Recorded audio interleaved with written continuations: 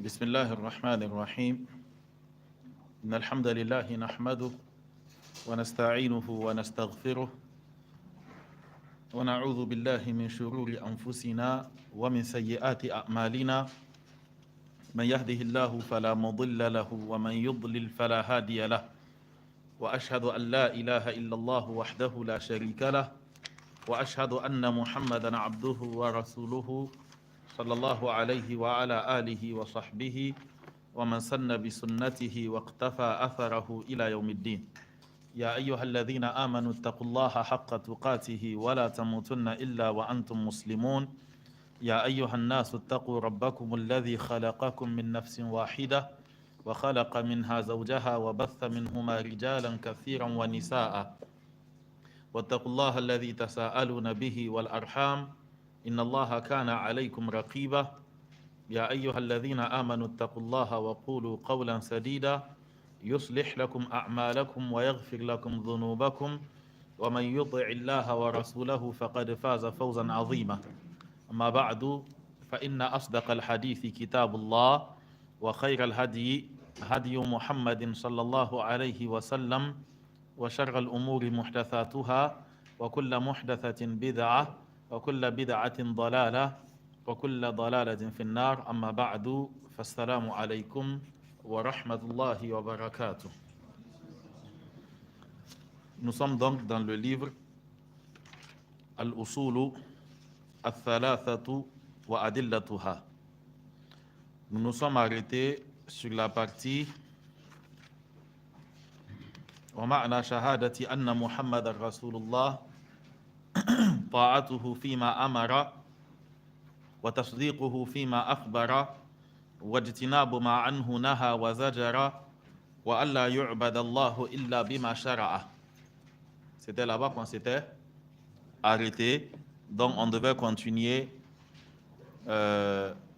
avec ودليل الصلاة والزكاة وتفسير التوحيد قوله تعالى. Ok? Là, donc pour ceux qui suivent avec le document, nous sommes à la page 222. Je parle du document Ad-Dalil al-Jami' al-Mufid ila Mutun al-Aqidati wa al-Tawhid. Donc nous sommes à la page 222. Il dit wa dalil al-salati. Donc en guise de rappel, nous sommes en train de parler de al-asl al-thani qui est ma'rifatu din al-islami bil adillati. Donc le cheikh nous a dit que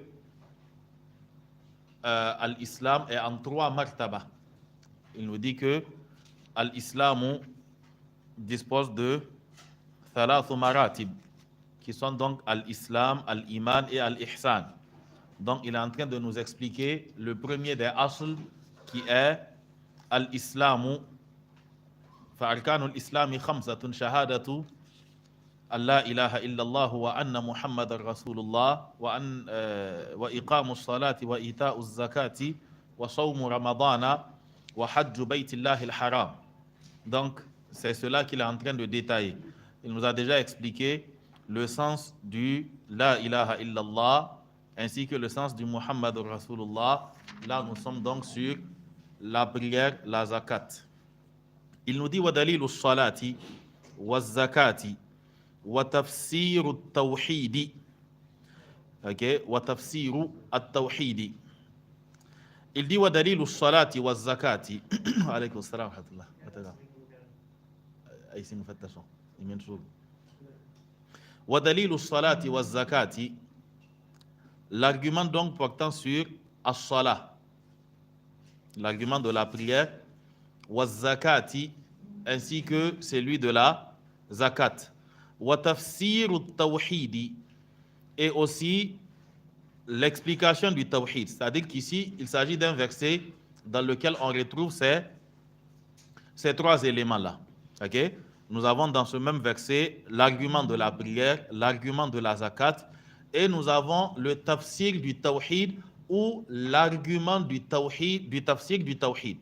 OK, selon qu'on considère le tafsir comme étant le mudafun ilayhi de wa dalilu, c'est-à-dire wa dalilu salati wa zakati wa dalilu tafsir al-tawhidi, ou encore qu'on le considère comme étant un mudaf, et donc son mudafun ilayhi sera at-tawhid. Okay? Donc l'argument de la prière, de la zakat, ainsi que l'argument montrant l'exactitude du sens qu'on a donné au la ilaha illallah, c'est qawluhu ta'ala, c'est la parole d'Allah subhanahu wa ta'ala, où Allah nous dit wa ma umiru, et ils n'ont été sommés, ou encore il ne leur a été ordonné illa liya'budullah, que d'adorer Allah subhanahu wa ta'ala. Wa ma umiru, il ne leur a été ordonné illa liya'budullah, que d'adorer Allah subhanahu wa ta'ala. Maintenant, d'adorer Allah comment? Et là, Allah subhanahu wa ta'ala nous cite un hal. Allah nous dit mukhlishina lahuddin, en lui vouant un culte exclusif. Nous avons déjà parlé de cette notion de al-ikhlas, et nous avons parlé de l'inexactitude de la traduction en français. Le fait de traduire al-ikhlasu par la sincérité. Parce qu'en français, la sincérité n'est pas synonyme d'exclusivité. Être sincère envers une personne n'exclut pas que tu le sois avec une deuxième personne. Allez demander au polygame. OK?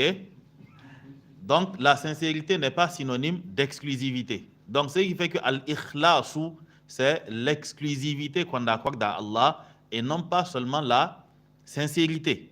Donc, ici, Allah nous dit il ne leur a été ordonné que d'adorer Allah exclusivement.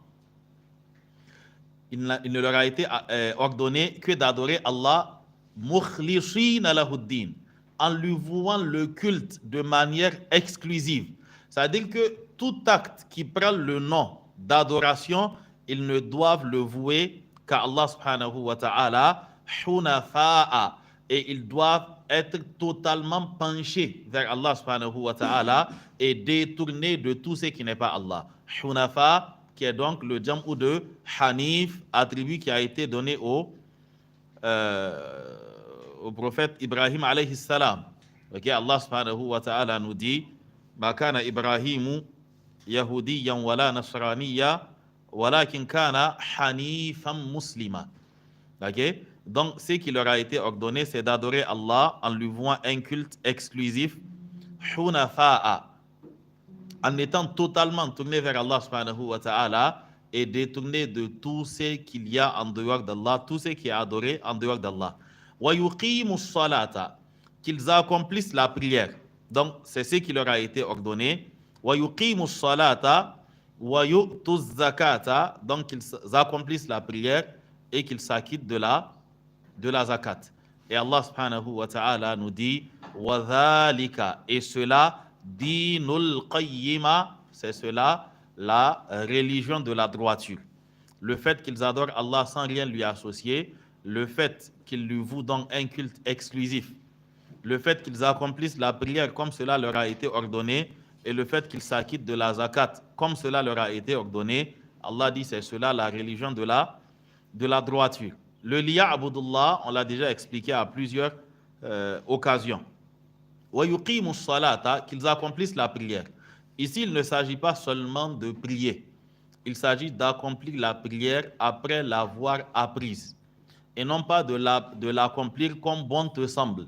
C'est-à-dire que tu pries comme bon te semble. Tu n'as pas appris quelque part, tu as vu les gens faire et tu t'es mis à faire. C'est-à-dire que c'est suicidaire.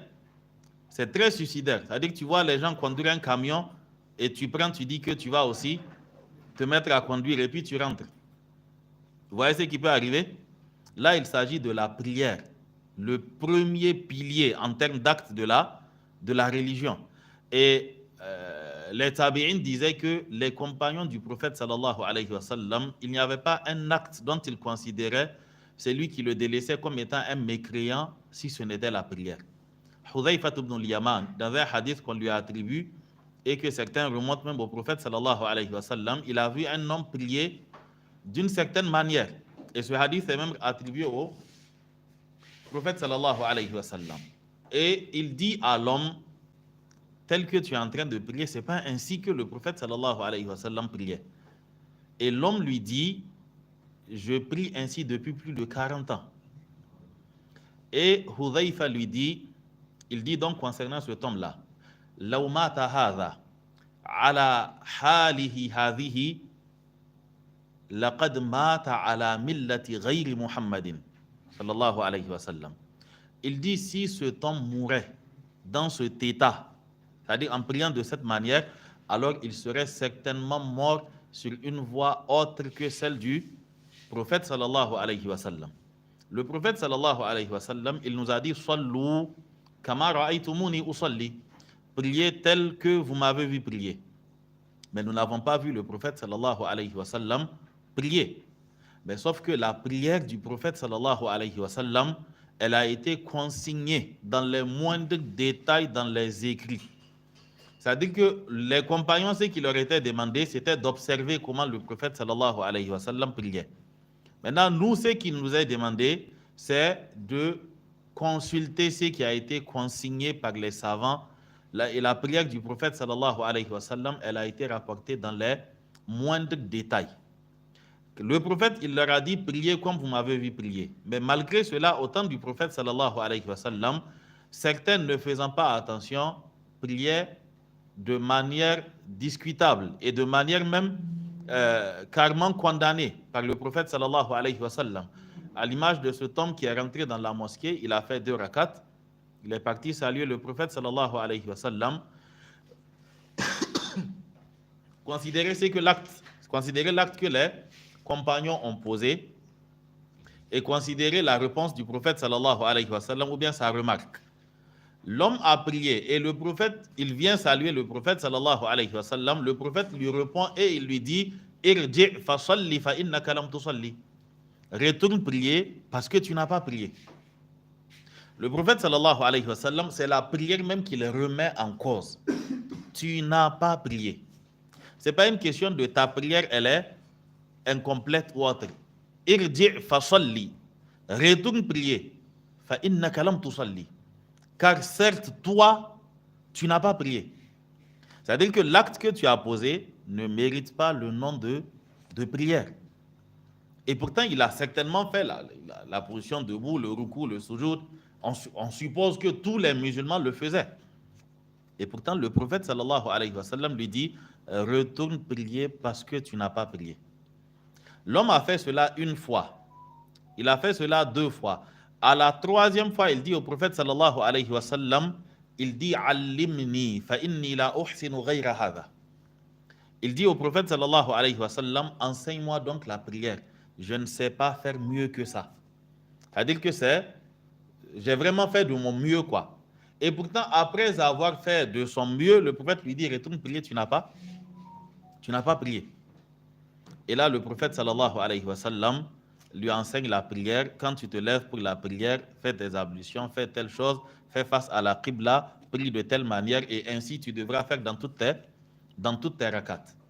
Vous voyez que cet homme, au temps du prophète sallallahu alayhi wa sallam, cette remarque lui a été faite. Maintenant, la question à se poser, nous, où est-ce qu'on a appris à prier? Les termes même de la prière, quoi. C'est-à-dire les invocations qui se font dans la prière, ou bien la Fatiha. Wama adraka mal Fatiha. C'est-à-dire que nous sommes dans des pays où il y a autant de variantes de lecture que d'imams dans les mosquées. Chacun avec sa manière de lire la Fatiha. Et il y a des erreurs insoupçonnées. C'est-à-dire que tu ne peux pas t'imaginer que quelqu'un commettra cette erreur-là. C'est-à-dire que tu te dis que mais il ne peut pas commettre ça, c'est évident, c'est pas ce qui est écrit. Lui, c'est pas son problème, c'est toi qui sais ce qui est écrit et ce qui n'est pas écrit. Et il y a des mosquées dans lesquelles quand tu pries, tu es vraiment tenté de reprendre la prière. Sinon, tu la reprends même, c'est pas une question de tu es tenté parce que tu ne seras pas à l'aise durant. Tu te demanderais si c'est parti quelque part quoi. OK? Qu'Allah subhanahu wa ta'ala nous aide. Donc, toutes ces choses-là, on les apprend. Il ne s'agit pas de regarder les gens faire et de se mettre à faire. Il s'agit au minimum de vérifier ce qu'on fait chez quelqu'un qui s'y connaît. Au moins, tu pars t'asseoir. C'est-à-dire de sorte à te décharger au moins de ta... quelque part, tu te décharges en fait de comment on va dire, tu libères ta conscience. C'est-à-dire au moins tu es sûr que quelqu'un de plus ou moins fiable, ok, t'a dit que bon, apparemment ça va. Mais tu es là, tu pousses seulement pour aller, tu ne sais pas où ça va et où ça ne va pas. Ok, c'est très risqué et je vous assure que c'est suicidaire. Tel qu'on fait avec la religion, on prend d'énormes risques. C'est-à-dire que c'est finalement se retrouver devant Allah subhanahu wa ta'ala avec une copie et tu dis, mais je ne vois pas ma prière. On te dit quelle prière, elle n'est jamais arrivée ici. Ok? Ou bien tu dis, mais et tel truc, on te dit, non, c'est pas comme ça on faisait. Donc tout ce que tu as fait là, c'était de la gymnastique, quoi. Ok? Tu ne faisais que te courber, te relever, tu faisais telle chose et telle chose. Parce que toutes ces choses-là, on ne les a pas appris en réalité. Ok? C'est plus du copier-coller. Tu entends les gens lire d'une manière, tu lis. Ok? Ou bien souvent, tu prends un Coran transcrit en français, tu te mets à lire, ou bien tu mets un audio où le lecteur est en train de faire ses et puis tu suis aussi ses et puis tu penses que parce que tu chantonnes bien, la lecture, elle est aussi correcte. Qu'Allah subhanahu wa ta'ala nous aide. Aujourd'hui, personne ne prendra le risque de s'inscrire à une formation ou bien à un examen, aller s'asseoir à l'examen sans s'assurer qu'il a réellement appris ses leçons. Personne ne fait ça. Tu n'accepteras en aucun cas qu'on te confie un véhicule qui a peut-être, je ne sais pas, où la conduite n'est pas, c'est pas comme ce à quoi tu t'es habitué. Tu ne prendras jamais la voiture sans au minimum lire le manuel. Ok? Au minimum le manuel. À défaut du manuel, peut-être que tu demanderas que quelqu'un te montre comment on fait dans un premier temps avant de prendre le volant. Mais pour ce qui concerne la prière, bon, c'est pas grave. Allah comprendra. Et voilà. C'est-à-dire qu'on minimise tout, on banalise tout, et à chaque fois, on se table sur la clémence d'Allah subhanahu wa ta'ala et sur le fait qu'Allah subhanahu wa ta'ala comprendra. Pourtant, Allah, il a les deux attributs. Tout comme Allah, il est pardonneur et miséricordieux, le châtiment d'Allah subhanahu wa ta'ala est aussi douloureux. Donc, le verset nous dit وَيُقِيمُ الصَّلَاةَ et qu'ils accomplissent la prière, وَيُؤْتُ الزَّكَاةَ et qu'ils s'acquittent de la zakat. Qu'ils s'acquittent de la zakat. La zakat, c'est un acte qui ne concerne pas beaucoup, on n'a qu'à passer.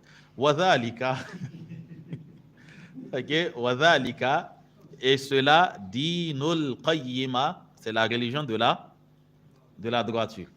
Ok? Il nous dit wadalilu siyami, l'argument du jeûne, qawluhu ta'ala, c'est la parole d'Allah subhanahu wa ta'ala, ya ayyuhalladhina amanu kutiba alaykumus siyamu kama kutiba ala alladhina min qablikum la'allakum tattaqun. Allah subhanahu wa ta'ala nous dit ya ayyuhalladhina amanu, ô croyants, kutiba alaykumus siyamu, le jeûne vous a été prescrit kama kutiba ala alladhina min qablikum, comme il a été prescrit à ceux qui vous ont précédés, la'allakum tattaqun, et ainsi atteindriez-vous la piété. Donc dans ce verset on comprend que le jeûne n'est pas une pratique exclusive à l'islam ou aux musulmans, mais dans les précédentes révélations il y avait cette pratique-là. Mais le jeûne observé par les musulmans se distingue à plusieurs niveaux du jeûne qui était prescrit donc aux communautés qui sont passées. Et même dans l'islam, le jeûne n'a pas toujours été sous sa forme actuelle. C'est-à-dire qu'il y a eu, la révélation s'est faite de manière graduelle. Ok? Le jeûne a été imposé de manière graduelle et la manière de jeûner aussi a été allégée avec le temps. Ok? Avant, par exemple, pour la rupture, quand le soleil se couche, tu as la possibilité de manger tant que tu ne t'endors pas. Si tu dors, ça veut dire que c'est fini, quoi. Le sommeil met fin à la possibilité de manger. Et tu devras continuer ainsi jusqu'à la prochaine rupture encore. Ok? Mais Allah subhanahu wa ta'ala a allégé cela par le verset أحل لكم ليلة الصيام الرفث إلى نسائكم Hunna libasul lakum wa antum libasul lahunna, jusqu'au verset où Allah, jusqu'à la partie du verset où Allah subhanahu wa ta'ala nous dit wa kulu washrabu hatta yatabayyana lakum al-khayt al-abyad min al-khayt al-aswad min al-fajr thumma atimmu as-siyama ila al-layl. Donc il nous dit wa dalilul hajj qawluhu ta'ala, et l'argument du hajj est la parole d'Allah subhanahu wa ta'ala walillahi 'ala an-nasi hajjul bayti man istata'a ilayhi sabila. Et il est du droit d'Allah subhanahu wa ta'ala sur les humains, hijjul bayti, qu'ils fassent le hajj, c'est-à-dire le pèlerinage, pour aller donc visiter la maison d'Allah subhanahu wa ta'ala, man istata'a ilayhi sabila, mais cela s'adresse à celui qui a les moyens d'entre eux. Donc, walillahi ala nasi, et il est du droit d'Allah sur les humains qu'ils fassent le hajj, man istata'a ilayhi sabila, pour celui qui a donc la capacité. Ici, man istata'a ilayhi sabila ne fait pas partie des conditions le fait de construire une maison. Ne fait pas partie des conditions le fait de se marier. Si tu as ramassé l'argent, ou bien si tu as collecté l'argent pour te marier et que tu n'as toujours pas trouvé ton élément, si le hajj vient, tu vas faire ton hajj. Peut-être que tu croiseras l'élément là-bas. Ok?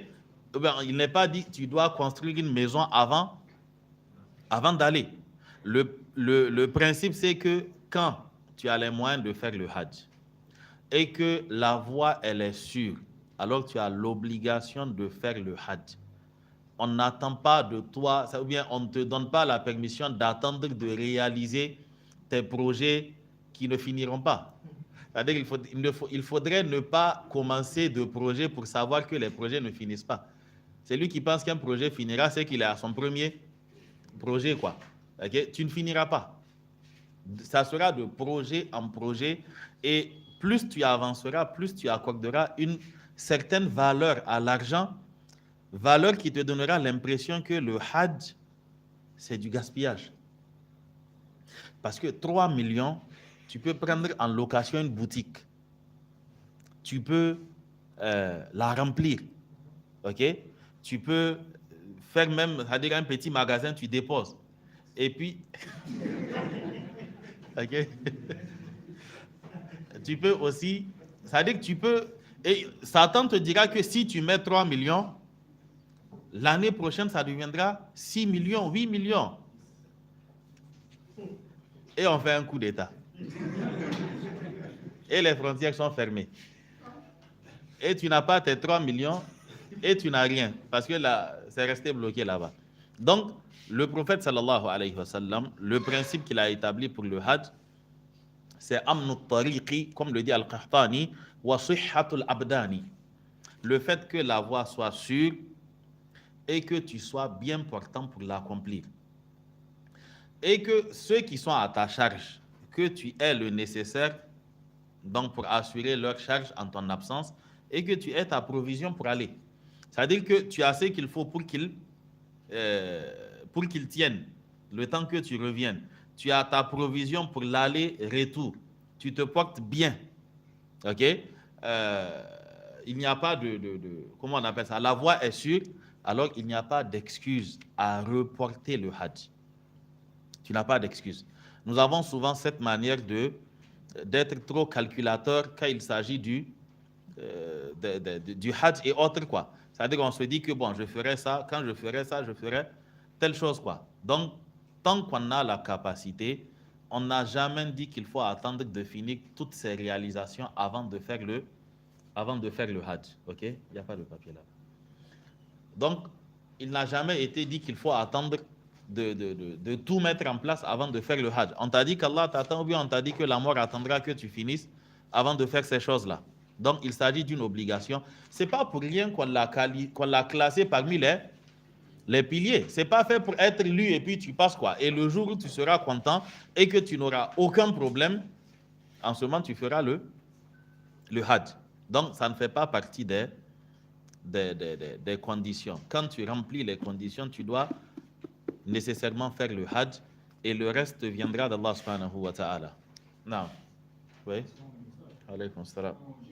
J'avais une question concernant ce que sont les entreprises au secteur entreprise. En fait, dans notre pays, on voit des entreprises qui font des tirages chaque année pour emmener le nouveau employeur. Bon, ça dépend. Si c'est une entreprise, par exemple, où il y a les fonds pour ça, et maintenant on ne peut pas faire partir tout le monde, on tire au sort pour faire partir quelqu'un, il n'y a pas de souci. Il n'y a aucun souci en cela. Le tirage au sort n'est pas interdit de manière, c'est-à-dire catégorique comme le serait le jeu de hasard. Il ne s'agit pas de jeu de hasard. Mais il y a une chose qui est là et il n'y a pas assez pour donner à tout le monde. On tire au sort et puis voilà. Ok? Naam. Alaykoum salam.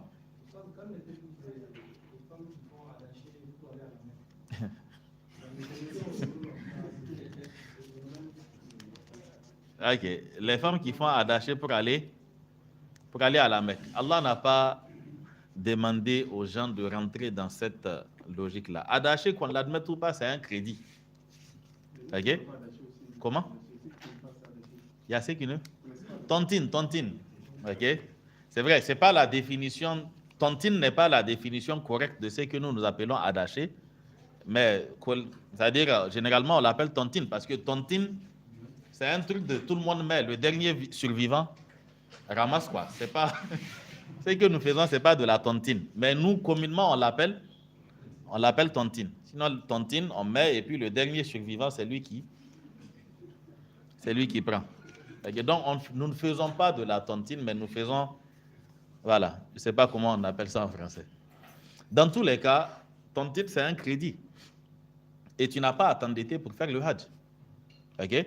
Tu n'as pas à t'endetter. Maintenant, si on parle de tout le monde dépose et quand il y aura suffisamment, on partage pour que tout le monde aille, il n'y a pas de problème. Mais vraiment, Allah ne nous demande pas de rentrer dans cette logique pour pouvoir faire le pèlerinage. Ok? Tu as les moyens, tu fais, tu n'as pas les moyens, tu laisses. Et le fait que la femme fasse tontine pour aller au pèlerinage, ça suscite une autre question. Est-ce qu'il est obligatoire à la femme de faire le pèlerinage en l'absence d'un mahram pour l'accompagner? Qui lui a dit d'aller faire le pèlerinage? C'est Allah. Et c'est Allah qui a dit que pour qu'elle voyage, il lui faut un mahram. Le problème est réglé. Donc, si elle doit faire tontine, qu'elle fasse aussi pour son frère, pour son mari, pour son, je ne sais pas, son papa ou un mahram qui va l'accompagner, quoi. Ok? La femme ne fait pas de pèlerinage étant seule. Non. Donc, il dit Waman kafara, et quiconque me croit, fa inna Allah ghaniyun 'anil 'alamin. Allah est certes suffisant. Allah n'a pas besoin de toutes les créatures. Ghaniyun 'anil 'alamin. OK? Comme qu'Allah subhanahu wa ta'ala nous dit Ya ayyuhan nasu antumul fuqara'u ila Allahi wallahu huwal ghaniyyul hamid. Ô vous humains, antumul fuqara'u ila Allah. C'est vous qui aviez besoin d'Allah. C'est-à-dire que vous êtes les nécessiteux, vous êtes les mendiants, vous êtes les pauvres. Antumul fuqara'u ila Allah. Et Allah, wallahu huwal ghaniyyul hamid. Allah, c'est lui qui se suffit à lui-même et c'est lui qui est digne de louange. Et pour nous faire comprendre qu'il n'a pas besoin de nous, Allah nous dit que in yasha yudhibukum. Si Allah le veut, du jour au lendemain, il vous fait partir. C'est-à-dire qu'il fait disparaître tout le monde. L'imam, le muezzin, tout le monde. Ok? C'est-à-dire qu'il n'a pas besoin de ce que tu es en train de faire en réalité. In yasha yudhibukum wa ya'ti bi khalqin jadid. Si Allah le veut, il vous fait partir et il amène de nouvelles personnes. Ok? Wa ma dhalika 'ala Allahi bi'aziz. Et cela n'est pas une chose difficile pour Allah subhanahu wa ta'ala. Donc Allah dit wa man kafara, et quiconque me croit, fa inna Allah ghaniyyun 'anil 'alamin. Allah se suffit donc de tout l'univers. Allah n'a pas besoin d'eux. S'ils le font, c'est pour eux-mêmes. Est-ce que le fait de délaisser le Hajj peut rendre mécréant? Oui. Pour celui qui conteste le caractère obligatoire du Hajj, la personne devient mécréant même si elle fait le Hajj. Ok? Quant à celui qui repoussera le délai du Hajj jusqu'à certaines limites, alors la personne est dans le péché jusqu'à ce qu'elle l'accomplisse et qu'elle se répande. Donc, tant que les conditions sont remplies, c'est-à-dire que tu as la somme qu'il faut pour l'accomplir, il n'y a pas de justificatif au report. C'est-à-dire qu'il n'y a pas d'autre justificatif que tes projets qui ne finiront pas, alors tu as l'obligation de faire le Hajj. Naam. Donc, il s'agit là de Al-Martabatu Al-Oula. Assalamu alaikum. Qu'en est-il de celui qui prend l'usure pour faire le Hajj? Est-ce que son Hajj est accepté? Barakallahu fikum. L'usure, c'est haram. Ok? Avec le fait de faire le fait de prendre l'usure ou le fait de le donner, le fait de le manger, c'est-à-dire le fait de témoigner, toutes ces choses-là, le prophète sallallahu alayhi wa sallam, il dit qu'Allah a maudit tous ceux qui sont dans la chaîne de l'usure. Mais nous sommes retrouvés dans des sociétés maintenant où le prêt à intérêt est devenu normal. C'est-à-dire que c'est commun à tout le monde, quoi. C'est-à-dire que quand on prend les fonctionnaires, peut-être que plus de 80% sont dans cette logique-là. Et la chose a été tellement banalisée, les gens, ils ont toutes les excuses possibles pour justifier la pratique.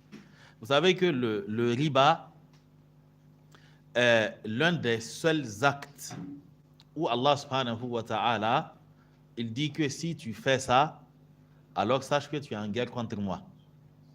فَأَذَنُوا بِحَرْبٍ مِّنَ اللَّهِ وَرَسُولِهِ.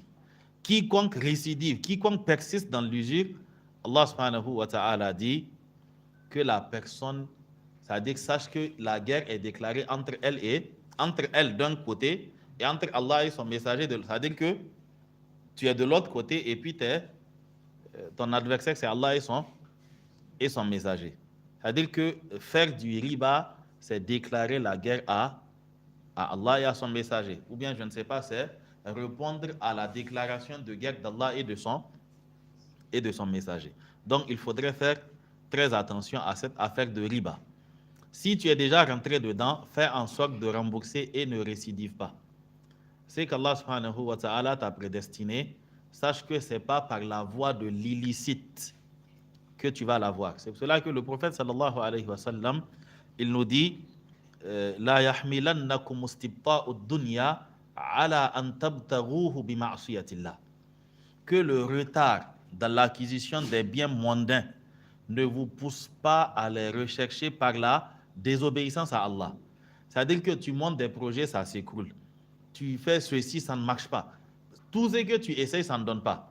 Et finalement, Satan finit par te convaincre que, c'est-à-dire que tant que tu dois trier halal et haram, ça ne va pas marcher. Parce que dans tous les cas, Satan, il est toujours là pour te promettre la pauvreté. Ash-shaytanu ya'idukumul faqra.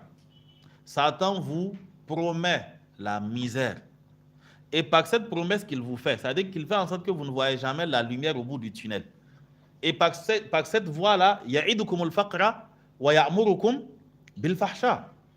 Il vous fait déjà comprendre que par la voie légale, vous n'aurez pas. Et donc, par cela, il vous ordonne, il vous montre le chemin pour acquérir la richesse d'après lui. Donc, c'est lui qui est déjà dans la chose, qu'il sache que فَإِنَّمَا عِنْدَ اللَّهِ لَا يُنَالُ إِلَّا بِطَاعَتِهِ.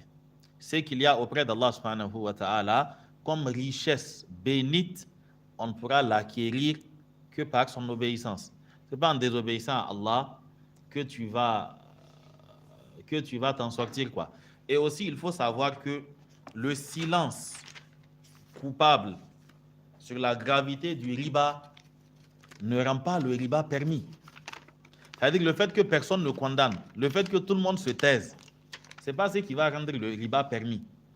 Le fait que la chose devienne commune, en fait, c'est-à-dire que tout le monde mange du riba, ce n'est pas ça qui va rendre la chose permise, ou bien la chose permise. Ce n'est pas le fait que tout le monde fasse qui va te dédouaner, toi. Et donc, ton excuse, c'est que, aïe, tout le monde fait ça. Ou bien ton excuse sera que même la banque islamique fait ça. Quand la banque islamique fait ça, on t'a dit que c'est l'islam qui fait ça. Aujourd'hui, nous avons des chansons islamiques, non? on a tout islamique. C'est-à-dire que tout ce qui manque, c'est le vin islamique, les boîtes de nuit islamiques, ce sont ces choses seulement qui manquent. Il y a des piscines islamiques dans certains pays. Ok? Il y a tout islamique. C'est-à-dire que le qualificatif islamique ne rend pas la chose légale. Ok? Regardez, le prophète sallallahu alayhi wa sallam, il nous annonce qu'à la fin des temps, les choses licites, leur nom sera changé. C'est-à-dire que les choses ne seront plus appelées par leur nom. Le prophète sallallahu alayhi wa sallam, il dit yashrabouna al-khamra yusammunahu bighayri ismihi aw kama qala. Ils vont boire l'alcool et ils vont l'appeler par un autre nom que son nom. C'est pour cela que dans l'autre hadith, il nous dit que sayakunanna fi ummati aqwamun yastahilluna al-hirra wal-harir wal-khamra wal-ma'azif. Il y aura dans ma communauté des gens qui vont rendre licite al-hirra, c'est-à-dire la fornication, wal-harir, ainsi que la soie, wal-khamra, l'alcool, wal-ma'azif, ainsi que les instruments de musique. Dans d'autres hadiths, le prophète sallallahu alayhi wa sallam nous explique qu'ils vont l'appeler par d'autres noms. Ils vont leur trouver d'autres noms. Ok? Les boissons alcoolisées les plus chères ne sont pas appelées koutoukou ou bien ce sont des liqueurs. Ok? Les plus chères, on les appelle liqueurs. Ou bien le riba est appelé intérêt. On dit prêt à intérêt. C'est-à-dire qu'on aurait mieux fait de dire prêt. C'est-à-dire prêt à en faire ou bien, je ne sais pas, prêt à quelque chose, mais pas prêt à intérêt. Ok? Et même chez les Arabes, maintenant, on l'appelle al-fawaid ou al-fawaid, c'est-à-dire jamu de faïda, l'intérêt quoi. Donc, le fait que tout le monde fasse ne rend pas la chose légale. Le fait qu'on ait des institutions islamiques ou encore des experts en finance islamique qui ne distinguent pas mubtada et khabar, c'est pas ça qui va rendre ces pratiques de riba autorisées. Maintenant, la question, qu'en est-il de celui qui prend l'usure pour faire le hajj? Est-ce que son hajj est accepté? Je ne sais pas. Tout simplement. Là, ça commence par assalamu alaikum wa alaikum assalam. Hein? Je ne sais pas si son hajj est accepté ou pas. Ok? Et si je dois répondre avec des raisonnements, ça ne sera pas du tout éthique. Donc, je pense qu'on reporte la question à la prochaine fois. C'est-à-dire que l'argument à l'appui, c'est accepté ou bien c'est pas accepté. Parce que le hajj, c'est une ibadatun maliya en plus d'être badaniya. C'est-à-dire que le asl du hajj, il y a l'argent dedans. Maintenant, est-ce que c'est accepté ou pas? Vraiment, je ne sais pas. Pour tout ce qui concerne la relation entre Allah et son serviteur, il faudrait se prononcer sur base d'arguments. C'est-à-dire que est-ce que Allah a accepté ce qu'il a fait ou pas? Okay? Et sur certaines questions de ce genre-là, il ne faudrait pas se baser sur de simples raisonnements ou encore sur des hadiths à portée générale du genre Inna Allaha tayyib la yaqbalu illa tayyiba. Okay? Il faudrait plutôt vérifier qu'est-ce que les savants ont dit exactement sur ce cas précis. Wallahu alam. Assalamu alaikum. Qu'en est-il de celui qui prie derrière un imam qui lit très mal la Fatiha? Doit-il couper sa prière et se retirer ou bien de continuer la prière? Alaykum salam wa rahmatullah. L'imam lit très mal la Fatiha. Si ta lecture est pire que la sienne, tu restes derrière lui. Ok? Si ta lecture est pire que pour lui, tu restes derrière lui. Parce que si ta lecture est pire que pour lui, en fait, on doute même de ton jugement. Le fait que tu dises qu'il ne sache pas lire la Fatiha. Ok? Maintenant, si réellement il ne sait pas lire et que tu sais qu'il ne sait pas lire et que les erreurs qu'il commet, ce sont des erreurs qui font partie de Allahnul Jali, qui est de nature à modifier le sens, où il raconte autre chose que ce qui est dit, alors là, tu ne peux pas prier derrière lui. Et il ne doit même pas être un imam. Lui-même, il ne doit pas être imam. Le prophète a dit au Malik ibn al-Huwayrith et les autres qui les ont accompagnés, le même hadith de Sallu kama ra'aytumuni usalli, Il leur a dit, quand vient l'heure de la prière, alors que l'un d'entre vous fasse l'adhan et que celui qui maîtrise le Coran le plus dirige la prière. Et priez comme vous m'avez vu prier. C'est le même hadith. Ok? Donc, c'est lui qui ne sait pas lire. C'est-à-dire, il ne faut pas que la personne rentre dans un truc de karambani. Tu ne sais pas lire, tu apprends à lire. Et il n'y a pas de honte dans le fait d'apprendre, même à un certain âge. Tu apprends et tu diriges. Mais le problème, c'est que très souvent, ceux qui ne savent pas lire ne savent même pas qu'ils ne savent pas lire. La question, elle est assez compliquée. En tout cas, la règle, c'est que quelqu'un qui ne sait pas lire la Fatiha, on ne prie pas derrière la personne. Mais sauf que sous certains cieux, tu risques de prier chez toi. Ok? C'est-à-dire que tu risques de prier réellement chez toi, quoi. C'est-à-dire que si tu dois te mettre à compter le temps de Runa, le nombre de haraka, le nombre de...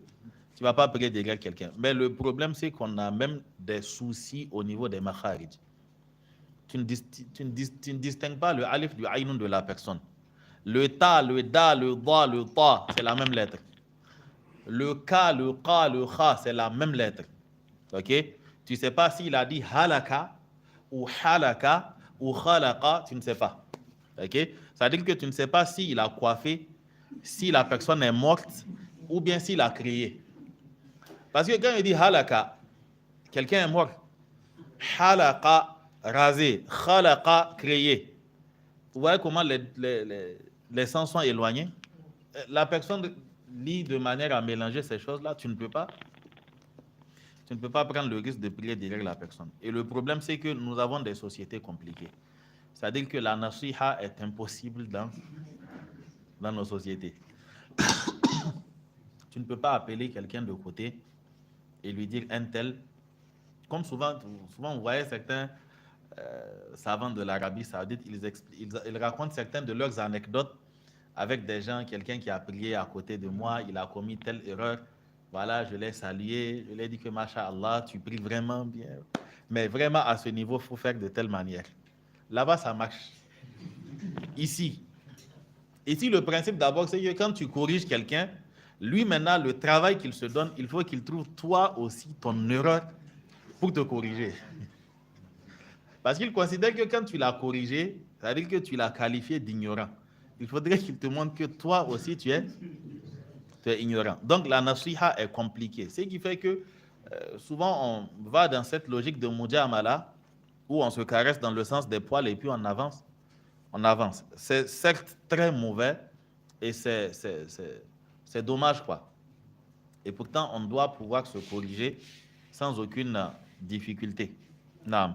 Et il n'y a pas pire situation, il faut écrire, il n'y a pas pire situation qu'être dans l'incapacité, c'est-à-dire que les gens soient dans l'incapacité de te prodiguer des conseils. C'est-à-dire qu'on dise que tu es arrivé à un niveau où tout le monde a peur de te dire que telle chose que tu as dit ou telle chose que tu as, tel acte que tu as posé, telle chose que tu as dit ou bien tel acte que tu as posé, c'est pas correct. On ne doit pas faire de tel, on ne doit pas. C'est-à-dire que tu manques dans ton entourage ces genres de personnes, je vous assure que tu es perdu, quoi. C'est-à-dire qu'il n'y a personne qui pourra te dire la vérité. Il ne faut pas penser que non, les gens te respectent, les gens sont en train de te pousser vers la sortie comme ça. Ok? Qu'Allah subhanahu wa ta'ala nous aide. Non. Donc, il dit al-martabatu. Oui, vas-y. En fait, dans la question, c'est quelqu'un qui dit très mal la Fatiha. Donc, il y a des imams qui disent la Fatiha, c'est la Fatiha qui dit, c'est autre chose. Il y a d'autres imams qui disent la Fatiha, mais quand tu dis, tu n'as pas ce qu'ils disent. Et même quand tu entends, tu n'arrives pas à te définir. Non. Ça veut dire que ne pas pouvoir entendre n'est pas synonyme de il lit mal. Peut-être qu'il ne crie pas assez. Et là, quand on a la preuve formelle qu'il lit mal, la prière derrière lui, à chaque fois, te met dans un état d'incertitude. Comme le dit Imam Shafi'i, فَفِي النَّاسِ أَبْدَالٌ وَفِي التَّرْكِ رَاحَةٌ. C'est-à-dire que parmi les gens, tu trouveras voilà, un substitut, quoi. Tu trouves une autre mosquée et en le délaissant, tu auras la paix, quoi. Okay? La prière, je pense que pendant le Tafsir Ouattara, on en avait parlé. On avait parlé de cette affaire-là. La prière, là, c'est la seule chose qu'on a. Hein. C'est-à-dire que c'est la seule chose qui nous reste. Et on ne va pas confier ça à n'importe quel coursier. C'est-à-dire que c'est lui qui prend le devant et puis nous, on est derrière et on ne sait pas où il va. S'il va quelque part, quoi. Donc, on ne prend pas ces genres de risques avec la prière. Si il y a une mosquée qui est à une distance raisonnable, où l'imam lit mal, si nécessaire, prends ta voiture, va là où il lit bien. Pour moins valeureux que ça, tu prends ta voiture pour parcourir des distances. Prends ta voiture 5 fois par jour, ça ne va pas te tuer. Tu vas là où on prie correctement, tu pries, tu reviens, tu sais que tu as l'esprit tranquille, quoi. Voilà. Quant à lui qui est à côté aussi, il faudrait trouver une solution. Moi, je ne sais pas s'il faudrait qu'on vote des lois, c'est-à-dire pour demander aux gens d'être moins impulsifs et d'accepter qu'on les conseille. Je ne sais pas s'il faut passer par une loi ou bien par une sensibilisation, ou je ne sais pas par quoi il faut passer, mais il faut qu'on diminue dans les... C'est-à-dire qu'il faudrait qu'on arrête d'être vraiment impulsif, égocentriste, qu'on ait l'impression qu'on est quelque chose. Vous savez, cette religion-là, tu te mets le doigt dans l'œil si tu penses connaître quelque chose dedans, quoi. Je vous assure. Okay? Si tu penses connaître quelque chose dedans, en réalité, tu te mets le doigt dans l'œil. Tu ne connais rien dedans. Ok? Tu ne connais rien dedans. C'est-à-dire que dans toutes les situations, on te dira que arafta shay'an wa ghabat anka ashya'u. C'est-à-dire que tu as connu une chose et puis des milliers d'autres choses, tu les ignores. Ok? Ce qui fait qu'à aucun moment, tu ne dois te... Ce n'est pas une honte. Quelqu'un peut te corriger sur l'ablution. Tu fais l'ablution. Peut-être que théoriquement, tu sais comment on fait. Mais la chose, tu as hérité d'une certaine manière de faire les ablutions. Théoriquement, tu sais où on a le hadith qui dit qu'on fait de telle manière. Mais en faisant, c'est l'habitude qui prend le dessus. Tu bâcles l'ablution, tu t'en vas. Quelqu'un peut remarquer ça. Maintenant, toi, à ton avis, il te laisse faire. Ou bien qu'il te corrige. Et s'il te corrige, bon, on se connaît entre nous, s'il te corrige, ça veut dire que ce qui va t'inquiéter, ce n'est pas le fait que tu aies corrigé, mais c'est l'image que tu penses qu'il a de toi. Tu penses qu'il ira dire aux gens que Kai, un tel, il ne sait même pas faire les ablutions. Ok? Donc, on a ce problème-là. On se soucie de ce qui n'est pas censé nous inquiéter, quoi. Donc, qu'Allah subhanahu wa ta'ala nous aide et qu'Allah nous réforme. Il nous dit al-Nam. Il y avait un doigt, disons. Non, il dit al-Maktabatu thaniyatu, le deuxième niveau, al-Imanu, c'est le niveau de al-Iman, wa huwa bid'un wa sab'una shu'ba. C'est al-Iman. Nous allons définir al-Iman, incha'Allah. Et al-Imanu, il est en bid'un wa sab'una shu'ba. Quand on dit bid'un, c'est ce qui va de 3 à 10. Ok? C'est-à-dire qu'on traduira en disant que la foi est en une 70aine de hadith. Nous avons Fa'a'laha, le summum, c'est-à-dire que le niveau le plus élevé de ces branches-là, c'est qawlu la ilaha illallah. C'est le fait de dire la ilaha illallah en sachant ce que ça signifie, bien sûr.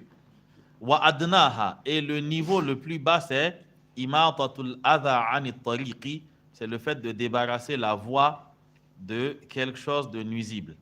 Wal haya'u, et la pudeur, shu'batum min al-imani, est une branche de la foi. Le fait d'être pudique est une branche de la foi. Donc il nous dit al-maktabatu thaniyatu, le deuxième niveau d'entre les 3 niveaux. C'est al-iman. Al-imanu, c'est at-tasdiqu al-jazim. C'est le fait de croire de manière certaine, c'est-à-dire de manière formelle, sans l'ombre d'un doute, que la chose, elle est vraie. Ça, c'est l'uratan. Shar'an, quand on parle de al-imanu, c'est qawlun وعمل واعتقاد يزيد بالطاعات وينقص بالمعاصي.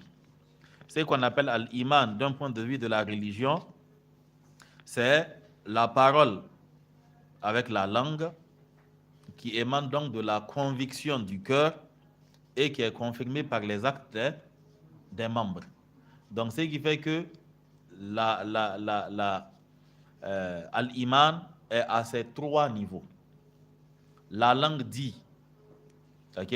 c'est que le cœur a adopté, c'est que le cœur a, comment on va dire ça, a accepté, dans le sens de le cœur y croit fermement, la langue atteste et les membres sont là pour le confirmer. Donc, al-imanu se retrouve à ces trois niveaux. Al-imanu se retrouve à ces trois niveaux. Et al-imanu est en plusieurs actes. Du fait que le prophète sallallahu alayhi wa sallam a dit que la foi, elle est en bid'un wa sab'una shu'ba, il y a certains savants comme Al-Bayhaqi qui ont écrit des documents sur Shu'abul Iman, les branches de la foi, et essayé de recenser un certain nombre, et d'autres avant lui ont aussi fait de même. Nous allons revenir sur Al-Maktabatu Thaniyatu la prochaine fois, Inch'Allah. Donc, nous allons continuer avec le document de Al-Wajiz avant d'arrêter. Non. Donc, j'ai oublié de préciser la date au tout début. Nous sommes donc le 4 Jumad al-Ukhra de l'an 1446 qui correspond au jeudi 5 décembre 2024. سبحانك اللهم وبحمدك أشهد أن لا إله إلا أنت أستغفرك وأتوب إليك وصلى الله على نبينا محمد وعلى آله وصحبه وسلم السلام عليكم ورحمة الله وبركاته. Ok. Donc pour ceux qui suivent en ligne, ils peuvent aller donc au deuxième lien, Inch'Allah. Naam.